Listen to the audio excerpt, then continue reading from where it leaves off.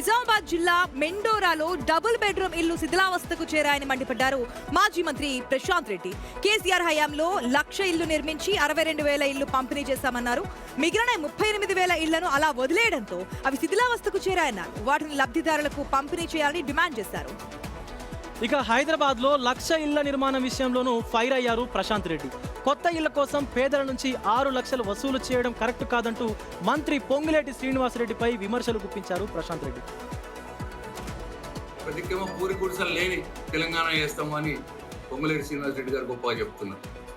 మరి పూరి గుడిసెలు లేని తెలంగాణ చేస్తామన్నాడు, పూరి గుడిసెలో ఉన్నవాడికి ఇల్లు ఇవ్వాలంటే 6 లక్షల పూరి గుడిసె వాడు ఎక్కడి నుంచి తేవాలి? ఏం న్యాయం ఇది? ఊరికే మాటలు తప్పిస్తే ఏమి లేవు. కేసీఆర్ గారు ఎటనైతే నయా పైసా లబ్ధిదారుడి మీద వేయకుండా 100% సబ్సిడీతో ఫ్రీగా ఎటనైతే పేదలకు 2 బెడ్రూమ్ ఇల్లు ఇచ్చారు అట్లా ఇవ్వాలి. ఈ 6 లక్షల ఇల్లు 6 లక్షలు కడుతున్నట్టే ఇల్లు ఇస్తారట. అది కూడా సింగిల్ బెడ్రూమ్ ఇల్లు, మళ్ళీ 2 బెడ్రూమ్ ఇల్లు కూడా కాదు.